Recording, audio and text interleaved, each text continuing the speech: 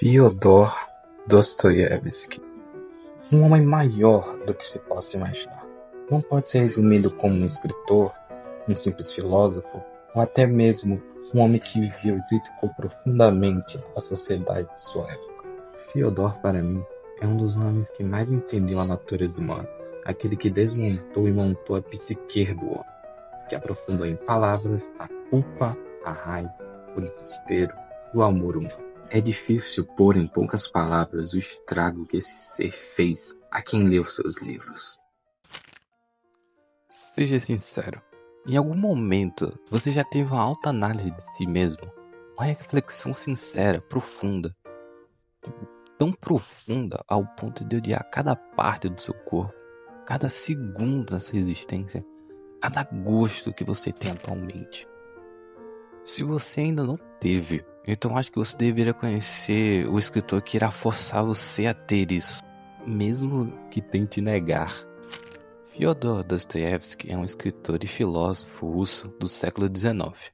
Não irei me aprofundar em sua história, pois já existem milhares de outros vídeos sobre esse mesmo tema, além das inúmeras pesquisas disponíveis na internet sobre ele. Neste vídeo eu quero me afundar em 3 de suas obras: Noites Brancas, Memórias no Subsolo e O Jogador. Para alguém que nunca leu Dostoiévski, qualquer um desses 3 pode ser um bom ponto de partida, mas vim aqui para tentar melhorar essa experiência de leitura, pois as obras de Fyodor são muito mais do que apenas livros. São histórias tão cheias, tão densas, que é preciso muito mais do que só ler. É preciso sentir, é preciso experimentar e, principalmente, é preciso refletir sobre elas.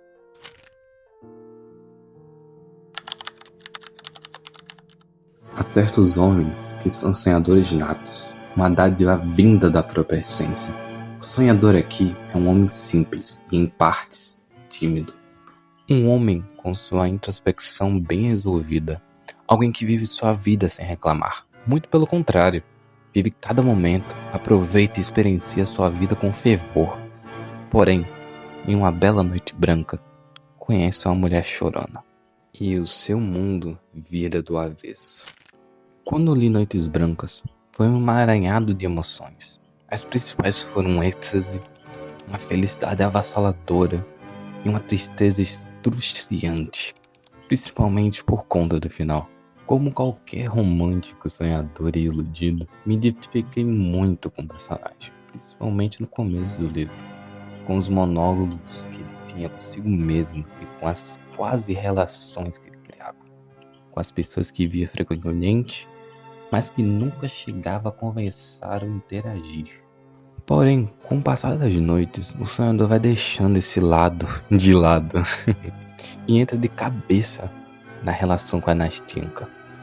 E ele esclarece completamente de como era ser ele mesmo. E foi por isso que mais me deixou angustiado, porque foi ali que de fato me vi no personagem.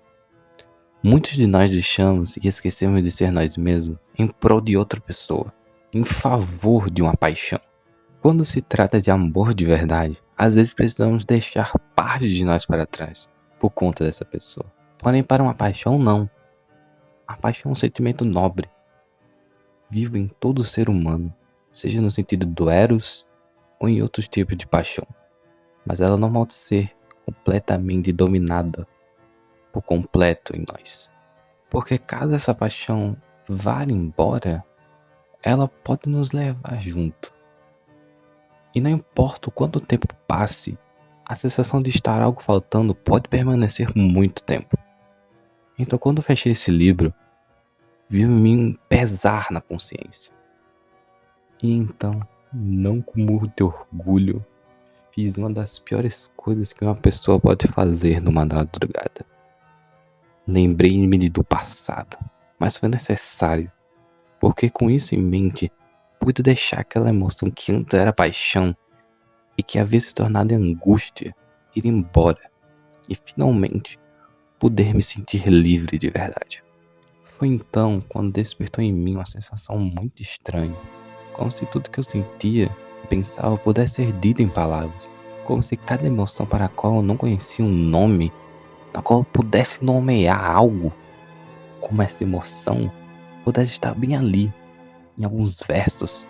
Foi então que me veio o verdadeiro prazer de ler, de desligar o celular e focar ali, pois quando se lê, seu mundo se torna aquele livro. Tudo à sua volta deixa de existir e suas únicas gênesis são as páginas viradas, as folhas passadas e um bom café ao lado. Sou um homem doente, sou um homem raivoso, sou um homem sem graça nenhuma. Acho que sofro do fígado. Na verdade, não tenho a menor ideia da minha doença. Nem sei direito o que dói. Não me trato e nunca me tratarei, apesar de respeitar a medicina e os médicos. Este é o começo de um dos livros mais marcantes. Em um pequeno resumo, já se diz muito sobre esse homem autodestrutivo. Um homem que diz ter consciência demais. Aqui temos um homem que beira a imoralidade mental, um hipócrita que diz ser consciente e pensador, e por pensar demais, se prende à própria cabeça. Nada o satisfaz, nada faz com que se identifique com o próprio mundo. É um homem que reclama de tudo, que se contradiz e que em certa medida é um narcisista nato. Aqui Fyodor expõe o pior do homem como consciência. Neste livro é possível ver como alguém pode se tornar profundamente melancólico e desprezível. Um homem que diz saber o que há de errado com a humanidade, de ser diferente e ainda assim se confortar com tudo à sua volta, como se fosse um revolucionário silencioso, uma revolta passiva ao extremo, sem ação, apenas palavras por cima de palavras. Se eu pudesse resumir este livro em uma única palavra, seria inquietação. Do que adianta ser um homem de 1001 palavras, de ser capaz de identificar os próprios erros e ainda assim se manter no mesmo estado? E pior, não parar de pensar em 1000 formas de agir sem de fato agir. É preciso de fato ter uma doença que ele mesmo diz ser real, a doença da consciência. Quando pus em minhas mãos esse livro e comecei a folhear cada página, tentei me entrar de fato no personagem, tentei incorporar ele a mim. Mas diferente do outro livro, eu não me identifiquei tanto com ele. Eu acho que dentre os 3 livros, esse foi o que eu menos me identifiquei com o personagem. Mas ainda assim tem coisas as quais eu olhei e pensei, nossa, eu de fato escreveria algo assim. Uma delas até eu tenho anotado no livro. Minhas gracinhas, senhores, é claro que são de mau gosto, rudes, confusas, sem nenhum ato de autoconfiança. Mas afinal, isto é porque eu não me respeito. Acaso uma pessoa consciente pode respeitar a si mesmo, por pouco que seja? Essa aqui me pegou, pra ser sincero. E eu faço muitas piadas. Muitas mesmo.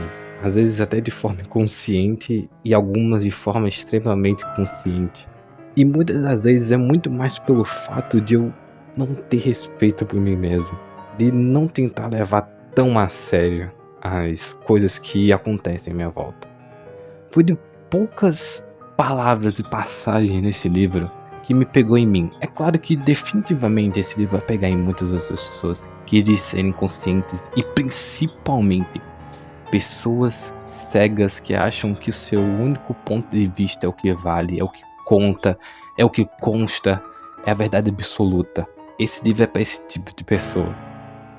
O que eu quero dizer sobre tudo isso é que Memórias é muito mais sobre você, sobre alguém que se auto-isola, que é cego pela própria visão, alguém que precisa sair da zona de conforto. Fyodor, com toda a sua sinceridade que ele carrega, ele pode te ajudar. A literatura pode te ajudar muito mais do que um livro técnico de filosofia. Diria que pode te ajudar até mais do que uma conversa, já que a leitura por si só é uma conversa completa. Essa leitura é uma conversa sincera. Imagina ser um simples professor e estar à mercê de uma família de um general. Uma família tão confusa quanto difícil de lidar. E ainda assim, ter que conviver com alguém que possa ser sua alma gêmea. Uma mulher confusa e amável, com um mistério capaz de fazer qualquer um questionar sua própria moralidade. O vício e a cobiça, por quererem sempre mais e mais, são demonstradas não como consequências de escolha, mas como forças vivas. Aqui elas são praticamente personagens da história. Não há ninguém que se salve desses antagonistas. E isto tem um motivo muito claro. O próprio Dostoiévski era vítima da própria ganância, de uma ganância extremamente compulsiva. Ele teve que escrever esse livro em apenas um mês para pagar as dívidas de jogo. Seu próprio vício se tornou sua arte. E é como dizem, seja arte viva, viva intensamente. E Fyodor fez isso. E ainda deu um belo de um tapa na cara do homem que tenta cobiçar o prazer com a adrenalina. Mesmo um homem, em primeira instância, como Aleksei Svanovich, que dizia ser turista postar tudo que tem, nem ele pôde escapar. Ele também pode ser corrompido não só pela ganância de ganhar, mas também pelo amor. Aqui temos Polina, uma jovem mulher, bonita, inteligente e gentil com quem ele escolhe. No começo, Aleksei tinha por ela uma paixão de admiração, mas com o passar das rejeições e da luta contra a roleta, isso vai se transformando em uma paixão de autodestruição. E é possível ver esse sentimento começar a mudar nessa pequena parte. Que coisa sórdida, gritou ela com repulsa. Para mim tanto faz prosseguir. E saiba também que é perigoso andarmos a sós. Muitas vezes me vem a vontade incontrolável de espancar a senhora, e desfigurá-la e estrangular. A senhora acha mesmo que eu não vou chegar a esse ponto? A senhora me leva febre. Acha que também não tenho medo de escândalos? Da sua raiva? Que coisa importa a sua raiva? Amo sem esperança. E sei que depois disso vou amar a senhora 1000 vezes mais. Este livro, dentre os que eu falei, é o que mais pode te ajudar com essa introspecção. Se até o próprio Fyodor fez isso, qualquer um pode fazer também. Digo dos que já li até agora de Fyodor, este é o meu favorito até então. O jogador tem uma profundidade no psicológico do vício tão intensa, tão densa, que até que é difícil pôr em palavras nesse vídeo. Então, de verdade, eu recomendo muito que você leia esse livro, principalmente pelo fato de muitos brasileiros estarem nesse estado de vício, seja pelas bets, pelo jogo do bicho, pelo tigrinho, ou até apostas ilegais. Bom, esse foi o vídeo. Já venho pedir desculpas pela qualidade. Eu ainda não sei editar, nem gravar e nem roteirizar muito bem, mas espero melhorar com a evolução do canal. Já agradeço também por ter assistido até aqui. O vídeo ainda não tá daquelas melhores filosofias que podem existir, mas acredito que com o passar do tempo, com as pesquisas que eu vou aumentando, isso possa melhorar. E também eu espero poder fazer isso de bom grado, sabe? Tô fazendo isso muito mais pelas pessoas do que em si pra mim. Já que uma das poucas coisas que me fato faz me deixar vivo, me sentir vivo, é a filosofia, é a música, é os livros, mas eu diria que o principal são as pessoas, principalmente quando eu ajudo elas.